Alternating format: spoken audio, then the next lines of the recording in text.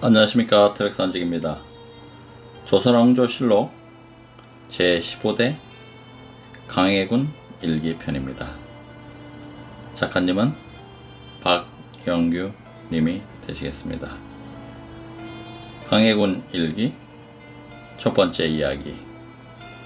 전란이 가져다 준 왕이. 선조는 아들이 14명이나 되었지만은 정비, 의인, 왕후, 박씨의 소생은 없었습니다. 그녀가 왕비에 책봉된 이후 줄곧 병성에 누워 있었기 때문입니다.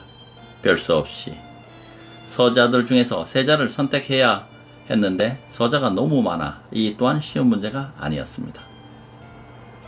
선조는 자신이 반개 혈통으로 왕위에 올랐다는 사실이 무척 부담스러웠던지 정비, 의인, 왕후가 와병 중이라 더 이상 적자를 볼 수 없는 상황임에도 불구하고 세자 책봉을 계속해서 미루고 있었습니다. 하지만 선조의 나이가 40살을 넘기자 대신들은 더 이상 세자 책봉을 미뤄서는 안 된다는 의견을 내놓기 시작했습니다.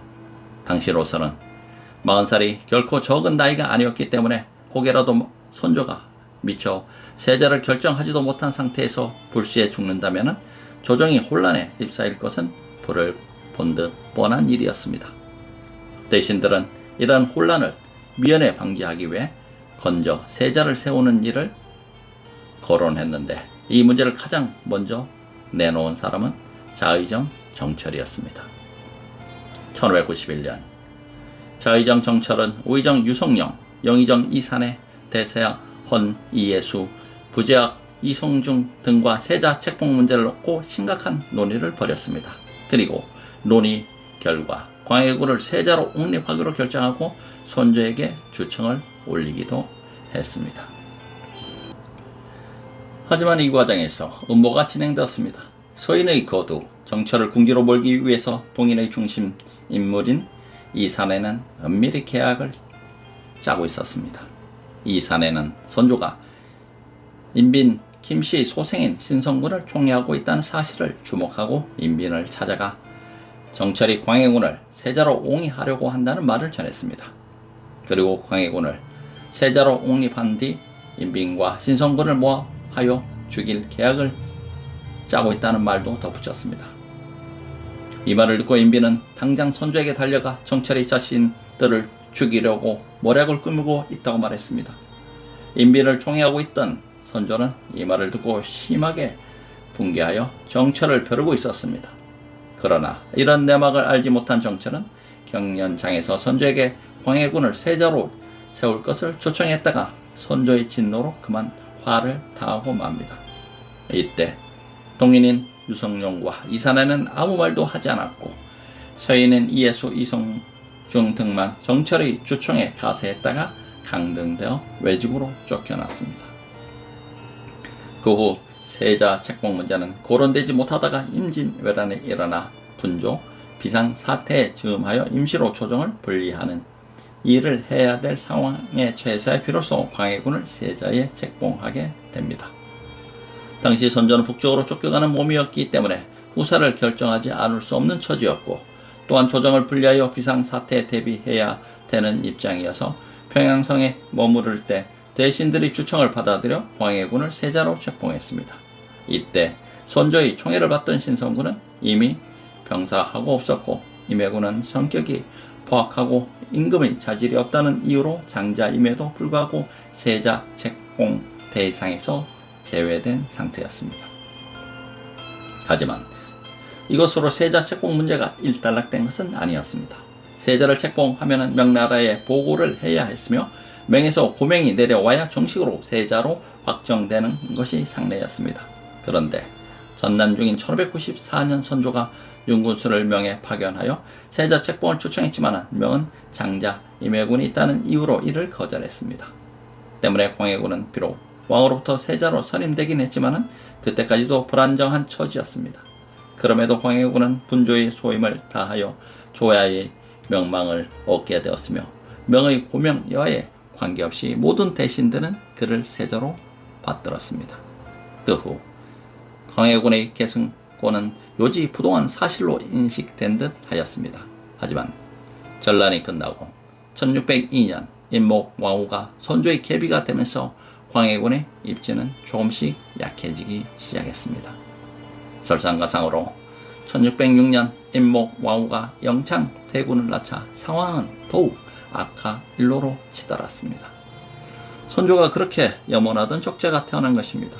선조는 족제로 하여금 왕위를 계승시키려는 생각을 가지고 그 기미를 보이기 시작했습니다. 일부 눈치 빠른 신하들은 선조의 속내를 파악하고 서서히 영창대군을 옹립하려는 움직임을 보였습니다. 게다가 선조는 영의정 유영경을 비롯한 몇몇 신하들을 모아놓고 공공연히 영창대군을 잘 부탁한다는 말을 하기도 했습니다. 상황이 이쯤 되자 대신들은 암암리의 영창대군 지지파와 광해군 지지파로 분리되고 말았습니다.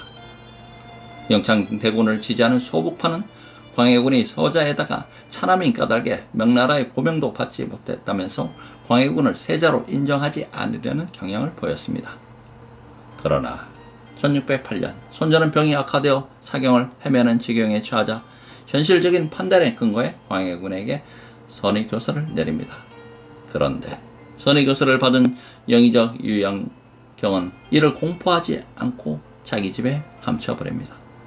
이후 이 일은 광해군을 지지하던 대북파의 고두 정인홍, 이점 등에 의해 발각되었고 정인홍이 선조에게 이 사건을 알리면서 유영경의 행동을 엄히 다스릴 것을 간언하지만 선조는 미처 결정을 내리지도 못하고 운명을 달리하고 말았습니다. 그리하여 왕위 계승의 결정권은 임목대비에게 넘어가게 됩니다. 유영경은 임목대비에게 영창대군을 즉위시키고 수렴 청정할 것을 종료하지만 임목대비는 현실성이 없다고 판단, 엄문 교지를 내려 광해군을 즉위시킵니다. 제유를 향한 기나긴 여정이 끝난 것입니다. 이때가 1608년 2월 2일로 광해군 나이 34살이었습니다. 실리주의자 광해군의 과감한 현실정치. 광해군은 1575년에 태어나서 1641년에 승하하셨고 제위기간은 1608년 2월부터 1623년 3월까지 15년 1개월, 유배기간은 18년이옵니다. 우여곡절 끝에 비로소 왕으로 등극한 광해군은 외적으로는 실리적 외교론을 폈고 내적으로는 왕권 강화를 통해 민생을 안정시키고 당쟁을 종식시키려는 노력을 아끼지 않았습니다. 하지만 명분론에 입각한 서인들의 음모를 미연에 방지하지 못하고 결국 폐위되어 폭군으로 기억되고 많은 비운의 왕이 됩니다. 광해군은 1575년 선조의 둘째 아들로 태어났으며 공빈 김씨의 소생입니다. 공빈 김씨는 그가 3살 때 죽었으며 임해군은 그의 동복 형제입니다. 그의 이름은 훈으로 어린 나이에 광해군에 봉해졌으며 임진왜란이 일어나자 1192년에 세자에 책봉되었습니다. 이후 임진왜란을 겪으며 분조체제 아래에서 조정의 일부를 이끌며 소임에 최선을 다했고 선조가 죽던 1608년 2월 임목대비의 업문 교지에 따라 왕위를 이어받았습니다. 왕으로 등극한 광해군은 우선 조정의 기풍을 바로잡고 임진왜란으로 파탄지경에 이른 국가재정을 회복하는 데 전력을 기울였습니다. 초당파적인 입지를 굳히고 있던 남인의 이원익을 영의적으로 등용시키고 전란 중에 타버린 궁궐을 창건 개수하여 왕실의 위엄을 살렸으며 대동법을 실시하여 민생을 구제하려 했습니다. 하지만 왕권 안정 과정에서 피바람이 일기 시작했습니다. 그는 즉위하자마자 우선 왕위 계승 과정에서 계략을 부린 유영경을 유배시켜 죽이는 한편 왕의 권위에 도전하며 끊임없이 왕권을 위협하던 동복형 임해군도 유배시켜 죽입니다. 또 선조의 적자인 영창대군을 죽이고 계모 임목대비를 소궁 덕수궁에 유배시키기에 이릅니다.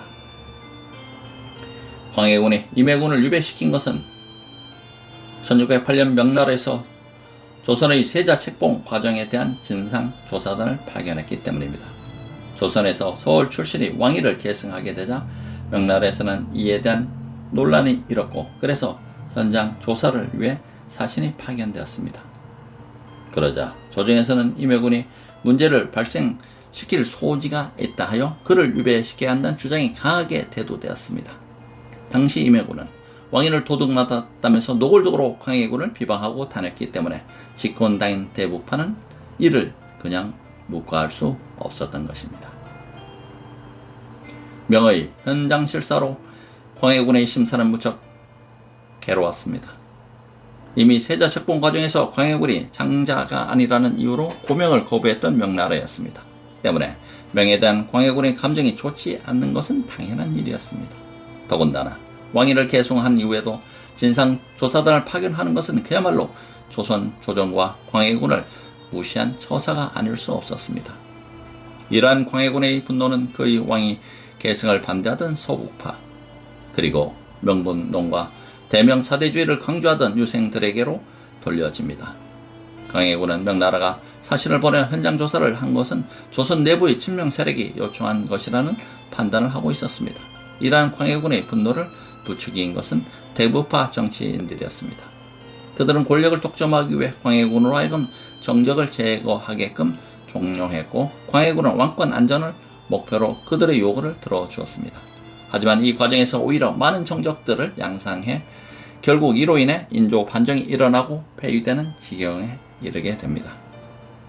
1611년에는 대북파의 거도 정인홍이 이연적 유왕의 문묘 종사를 반대하자 성균관 유생들의 이름이 올려져 있는 정금록에서 정인홍의 이름을 삭제하는 사건이 발생하는데 광해군은 이 사태에 직면하자 강경한 입장을 보이며 유생들로 모두 성균관에서 쫓겨내는 조치를 취합니다. 이 때문에 그는 등극 초기부터 유생들과 등을 지고 맙니다. 그리고 이듬해 1612년 이른바 김직재의 옥으로 소북파 인사 100여 명이 숙청당하는 대옥사가 발생합니다. 이 옥사는 김경립이 군역을 피하기 위해 어보 관인을 위조한 사건에서 시작되었는데 모진 고문 과정 속에서 사건이 걷잡을 수 없이 확대되어 결국 영모 사건으로 결론이 나고 말았습니다. 1613년에는 다시 칠서의 옥이 발생하여 임목대비 아버지 김재남이 사사로 사사되고 영창대군을 서인으로 전락시켜 강화에 위리 안치 집 주위에 울타리를 치고 밖으로 나오지 못하게 하는 조치였습니다. 하다가 정살 방 안에 가두고 장작불을 지펴 그 열기로 죽게 하는 한편 손자의 유명을 받던 7 신하들을 삭직시킵니다. 위 두 사건은 광해군의 왕권 위협 세력 제거 과정에서 자세히 다루기로 합니다. 이후 1615년 능창군 추대 사건이 발생해 능창군 인조의 아우로서 물론 이에 연루된 신경이 등이 제거됩니다. 능창군은 정원군의 셋째 아들로 일찍이 임진왜란 중에 죽은 신성군의 양자로 입적한 인물이었습니다. 그는 어릴 적부터 총명하고 기상이 비범하여 광해군과 대북 세력의 경계를 받아왔습니다. 당시 제수 서명국이라는 자가 무고하기를 그가 신경의 추대를 받아 왕이 되고자 한다고 함에 따라 강화도 교동에 위리 안치되고 이후 살해당할 위험에 처하자 스스로 목숨을 끊었습니다. 이 사건으로 신경이는 사형당하고 양시호, 김정희, 소문진, 김희강, 오충갑 등이 유배되었습니다. 그래서 이 사건을 신경의 옥사라고도 합니다. 1617년에 이르러서는 패모론이 대두하여 이양복, 기자헌, 정홍익 등의 패모 반대론자들을 유배시키고 이듬해인 1618년에는 임목대비의 존칭을 폐하고 서궁에 유배시킵니다. 하지만 광해군은 민생 안정책을 강력하게 추진하기도 합니다. 광해군은 등극하자마자 1608년 선해청을 설치하고 경기도에 대동법을 실시함으로써 민간의 세금 구조를 일원화시키고 세무 부담을 줄여주었습니다. 1611년에는 농지를 조사하여 측량하여 실제 작황을 점검하는 정책인 양전을 실시하여 경작지를 확대하고 국가 재원을 확보하기도 했습니다. 또 선조 말에 시역한 창덕궁을 즉위연인 1608년에 준공하고 1619년에 경덕궁 또는 경희궁, 1621년에는 인경궁을 증경 중건하였습니다. 이 과정에서 인력을 무리하게 동원하는 일이 생기기도 해 민간의 원성을 사기도 했지만 당시 상황으로서는 어쩔 수 없는 일이었습니다. 임진왜란으로 궁궐이 완전히 소실되어 국사를 월산 대군의 서가에서 논의해야 할 지경에 이르렀기 때문입니다. 이 무렵 동북아의 국제 정세도 급변하고 있었습니다. 만주에서는 여진족의 세력이 커져 호금을 건국하고 그에 대비하여 대포를 주저하고 평양 감사의 박엽, 만포 첨사의 정충신을 임명하여 국방을 강화하는 한편 명나라의 원병 요청에 따라 강홍님에게 1만 군사를 주어 응하게 했습니다. 그러나 부차 싸움에서 명나라가 호금에 피하자 적당히 싸우는 채 하다가 호금에 투항해 누르 화채와 화의를 맺도록 하는 능란한 외교 솜씨를 발휘하였습니다. 1619년 4월 강홍립이 투항했다는 소식이 전해지자 평양감사 박엽은 강홍립의 가족을 모두 하옥시켰습니다. 그리고 조정 대신들은 명나라를 배반하고 투항한 강홍립을 역적으로 다스려야 한다며 그 가족들을 모두 주살해야 한다고 했습니다. 하지만 광해군은 대신들의 주장을 무시하고 그 가족들을 한양으로 데리고 오게 해 물품을 하사하고 편안히 지낼 수 있도록 조치를 취했습니다. 강홍립의 투항은 사실 광해군의 책략이었습니다. 즉 명나라에 대해서는 겉으로는 합력하는 채 하면서 꼬투리를 잡히지 않았고 호금에 대해서는 명의 강요에 의해 출병했을 뿐 그들과는 우호를 다지겠다는 양면의 계책을 폈던 것입니다. 강홍립은 광해군의 이런 계책을 충실히 이행한 인물이었습니다. 강홍립은 호금에 억류되어 있으면서 계속해서 광해군에게 밀서를 보내고 있었습니다. 이 밀서 덕택으로 조선은 호금의 동정을 낱낱이 파악할 수 있었고 그렇게 파악된 정보에 따라 대책을 세워 호금의 대대적인 침략을 예방하고 있었습니다. 이란 광해군의 실리 외교로는 일본과의 관계에서도 그대로 적용되었습니다.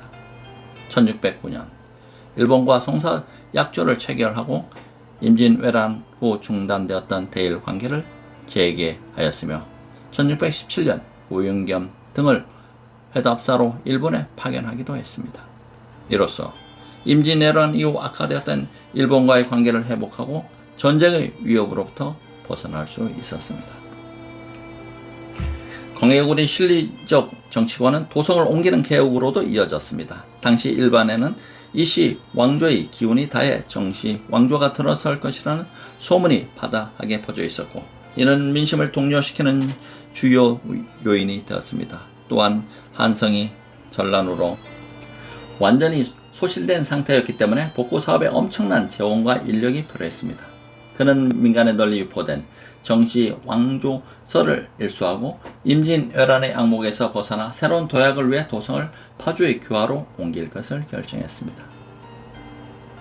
광해군이 새로운 도읍지를 규화로 설정한 것은 철저한 실리주의적인 판단에 따른 것입니다. 규화는 위치적으로 볼 때 임진강을 끼고 있어 물 사정에 어려움이 없고 대평야로 둘러싸여 있어 식량을 쉽게 구할 수 있는 곳이었습니다. 또한 중국과의 해상 교통이 가능한 지역에서 새로운 문물을 받아들이기에도 적당했습니다. 군사적으로 보아도 한성보다는 안전한 위치였습니다. 즉 한성보다 지리적으로 북쪽에 있어 일본의 위협에서 조금이나마 벗어날 수 있었고 임진강이 가로막고 있어 중국의 침략을 방어하기에 제격이었습니다. 또한 주위 산이 낮아 산성으로 사용하기에도 안성맞춤이었습니다. 물론 중국과 해상로가 가까워 수군에 의한 위협이 있는 곳이긴 했으나 근본적으로 중국은 해상전에 약한 국가였기에 그다지 염려할 바가 못 되었습니다.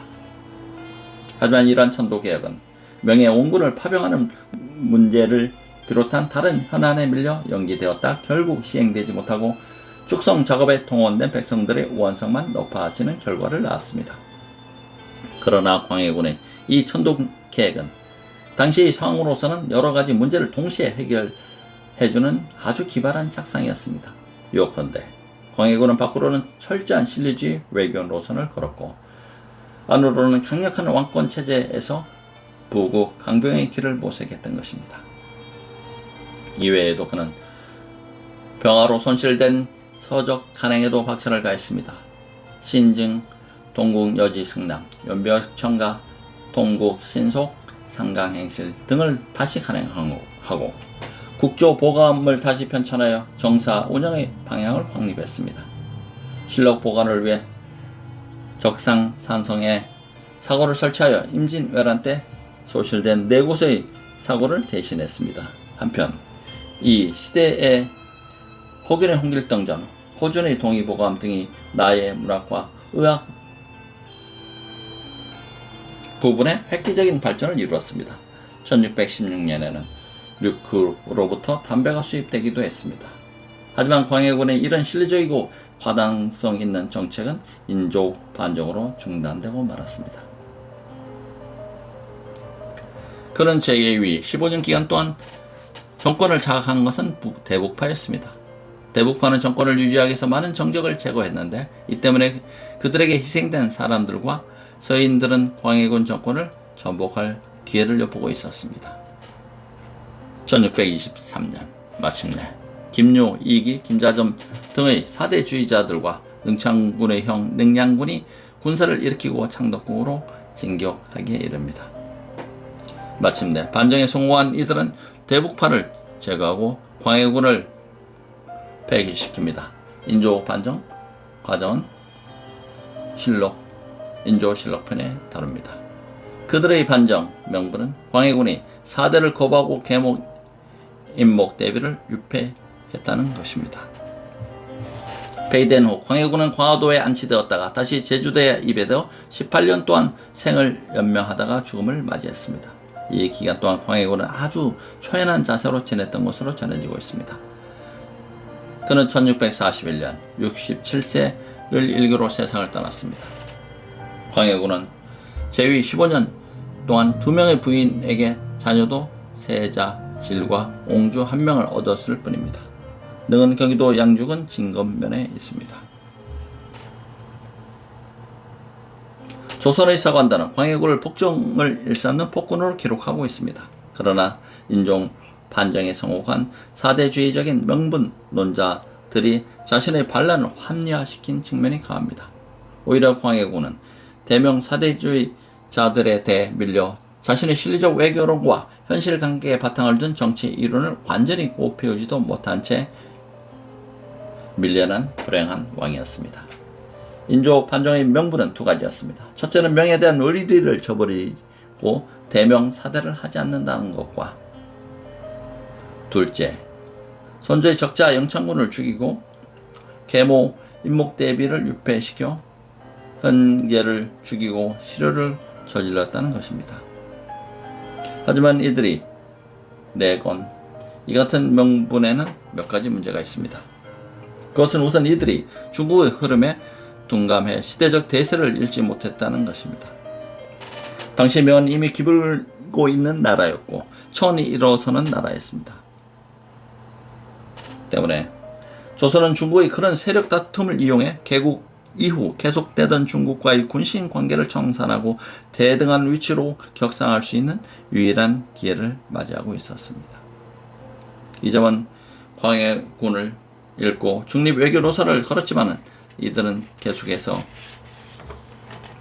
사대주의 길을 걸어 결국 뒷날에 청에게 무릎을 꿇고 군신 관계를 맺는 대치욕을 겪게 됩니다.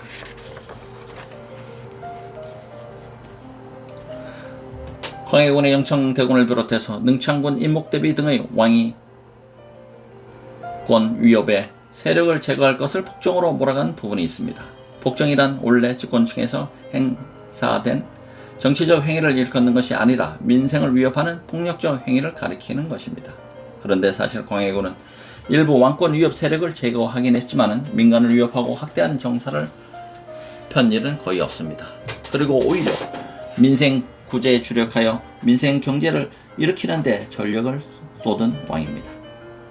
조선 정치사를 볼 때 이러한 성군 내지 명군으로 일컬어지는 왕들 역시 자신의 정적 세력 제거에는 조금도 틈을 보이지 않았습니다. 대표적인 사람이 태종과 세조였습니다. 태종은 자신의 배다른 형제를 죽였고 동복 형제도 유배시켰으며 또한 계모, 강씨 등을 일개 후궁의 무담으로 전략시키는 행위를 자행하고 심지어 장자인 양령이 왕이 될 인물이 못된다 하여 폐세자를 단행하기도 했습니다. 그리고 세조는 왕위를 찬탈하고 단종을 죽였으며 형수 현덕 왕후의 무덤을 파헤쳐 관을 없애기도 했습니다. 게다가 자신을 반대하는 모든 신하들을 죽이거나 유배에 보냈으며 왕권에 대한 도전이 두려워 철저한 신복 정치를 실시하기도 했습니다. 그러나 광해군은 이들의 행적에 비하면 극악스럽다고 말할 수도 없습니다. 그는 오히려 인목대비를 죽여야 한다는 대북 세력의 강력한 주장을 물리치고 자신의 판단으로 인목대비를 살려놓기도 했고 영창대군을 죽이는 것도 반대한 인물이었습니다. 따라서 인조반정은 그야말로 반란에 불과한 사건이라 할 수 있습니다. 특히 인조반정을 주도한 인물들은 한결같이 사대주의자 내지는 광해군에게 개인적인 원한 관계에 있는 사람들이라는 점에서 더욱 그렇습니다. 이는 그들의 반정이 순수한 구국의주의 발로라기보다는 개인적인 원한에서 비롯되었음을 증명하고 있기 때문입니다. 혹자는 인조반정을 중조반정과 대등왕 관계로 설정하기도 하는데 이 또한 잘못된 부분이 있습니다. 왜냐하면 연산군은 철저한 폭군이었던 것에 비해서 광해군은 일부 사대주의자들과 단지 정치적인 이념을 달리한 현실적인 왕이었기 때문입니다. 게다가 중종 반정 세력의 추대를 받은 경우였지만 인조는 스스로 군대를 일으키고 반정을 주도했습니다. 중종 반정이라고 일컫는 사건이 연산군 패철 사건이었으면 인조 반정은 그야말로 반역이자 역모였다고 말할 수 있습니다. 광해군 가족들의 비참한 말로와 광해군의 유배 생활. 광해군이 폐위된 뒤 그의 가족들은 비참한 생활을 하다가 생을 마감합니다. 이는 인목대비의 철저한 복수심의 표출과 인조 세력의 정치적 목적에 의해 이루어졌습니다. 이러한 역사 사실들은 인목대비와 인조 반정 세력에 대해 나와 다른 시각으로 접근할 수 있게 하는 단서가 되고 있습니다. 광해군 폐위 후 광해군과 폐비 유씨, 폐세자 질과 폐세빈 박씨 등 4사람은 강화도에 위리 안치되었습니다. 이들을 강화도에 유배시킨 것은 그곳이 감시하기에 용이한 곳이었기 때문입니다. 하지만 반정 세력은 이들 4사람을 한 곳에 두지 않았습니다. 광해군과 유씨는 강화부의 동문 쪽에, 폐세자와 세자비는 서문 쪽에 각각 안치시켰습니다. 이들이 안치되어 울테리 안에 갇혀 살기 시작한 지 2달 후에 폐세자와 세자비는 자살하게 되는데 그 과정이 기이합니다. 당시 20대 중반이던 이들 부부는 아마 강화도 바깥쪽과 내통을 하려고 한 것 같습니다. 세자질은 어느 날 담 밑에 구멍을 뚫어 밖으로 빠져나가려다가 잡히게 되는데 그의 손에는 은덩어리와 쌀밥 그리고 황해도 감사에게 보내는 편지가 있었습니다. 짐작컨대 그는 은덩어리를 뇌물로 사용해 강화도를 빠져나가려 했던 것 같습니다. 그리고 황해도 감사에게 모종의 내용을 담은 편지를 전달하려 했던 것입니다. 세자질이 황해 감사에게 전달하려 했던 편지의 내용이 무엇인지는 알 수 없지만 추록컨대 자신을 옹호하고 있던 평양 감사와 모의를 하여 반정 세력을 다시 축출하려는 시도였을 것입니다. 이 때문에 인목대비와 반정 세력은 그를 죽이기로 결정했고 이 사실을 전해들은 세자질은 스스로 목숨을 끊고 말았습니다. 세자빈 박씨도 이 사건으로 죽었습니다. 박씨는 세자가 울타리를 빠져나갈 때 나무 위에 있었다고 하는데 이는 세자가 빠져나가는 것을 돕기 위해 망을 보고 있었던 것으로 사료됩니다. 하지만 세자가 탈출에 실패하여 다시 안으로 붙들려 오는 것을 목도한 그녀는 놀라서 그만 나무에서 떨어졌고 이후 스스로 목숨을 끊었습니다. 이렇게 해서 장수한 아들과 며느리를 잃은 광해군은 1년 반쯤 뒤에 아내 유씨와도 사별하게 됩니다. 폐비 유씨는 한때 광해군의 중립 정책을 이해할 수 없는 처사라고 하면서 대명 4대 정책을 주청하기도 했습니다. 그리고 광해군이 폐위되자 궁궐 후원에 이틀 동안이나 숨어 있으면서 인조 반정이 종묘 사직을 위한 것이 아니라 몇몇 인사들의 부귀 영화를 위한 것이라고 비판한 적도 있었습니다. 그만큼 그녀는 나름대로 성리학적 사상에 기반한 가치관이 뚜렷했던 여자였습니다. 그러나 유배 생활이 시작되면서 그녀는 화병을 얻고 말았습니다. 도저히 자신이 당한 현실이 믿기지 않았던 까닭입니다. 그래야 유배 생활 약 1년 7개월 만인 1624년 10월에 생을 마감하게 되었습니다. 아들과 며느리 그리고 아내마저 죽자 광해군이 가져간 박씨 일가로 시집간 옹주 한 사람밖에 없었습니다. 하지만 광해군은 초연한 자세로 유배 생활에 적응해서 그 이후로도 18년을 넘게 생을 이어갑니다. 이 과정에서 그는 몇 번에 걸쳐 춤을 고비를 넘깁니다. 광해군으로 인해 아들을 잃고 소궁에 유폐된 바 있던 인목대비는 그를 죽이려고 혈안이 되어 있었고, 인조 세력 역시 왕권의 위협을 느낀 나머지 몇 번이나 그를 죽이려는 시도를 합니다. 그러나 반정 이후 다시 영의정에 제수된 남인 이원익의 반대와 내심 광해군을 따르던 관리들에 의해 살해의 기도가 성공을 거두지 못하였습니다. 1624년 이괄의 난이 일어나자 인조는 광해군의 재등극이 염려스러웠던 그를 배에 실어 태안으로 입회시켰다가 난이 평정되자 다시 광화도로 데려왔습니다. 1636년에는 청나라가 쳐들어와 광해군의 원수를 갚겠다고 공언하자 조정에서는 또다시 그를 교동에 안치시켰으며, 이때 서인계열의 신경진 등이 경기수사에게 그를 죽이라는 암시를 내리지만 경기수사는 이 말을 따르지 않고 그를 오히려 보호하기도 했습니다. 그리고 이듬해 조선이 완전히 청에 굴복한 뒤 그의 복위에 위협을 느낀 인조는 그를 제주도로 보내버렸습니다. 광해군은 제주 땅에서도 초연한 자세로 자신의 삶을 이어갔습니다. 자신을 데리고 다니는 별장이 상방을 차지하고 자기는 아랫방에 거처하는 모욕을 당하면서도 묵묵히 의연한 태도를 보였습니다. 심부름하는 다인이 영감이라고 호칭하며 멸시해도 전혀 이에 대해서 분개하지 않고 말 한마디 없이 굴욕을 참고 지냈습니다. 이렇듯 초연하고 관조적인 그의 태도가 생명을 오래도록 지탱시켰는지도 모릅니다. 또 그 긴 세월 동안 그는 다시 기회가 주어질지도 모른다는 일념으로 묵묵히 희망을 안고 기다렸는지도 모릅니다. 그러나 애석하게도 그는 1641년 기양생활 18년 수개월 만에 생을 마감하고 말았습니다. 그의 나이 67이었습니다. 죽기 전에 그는 자신을 어머니 공빈 김씨의 묘 발치에 묻어달라고 했다고 합니다.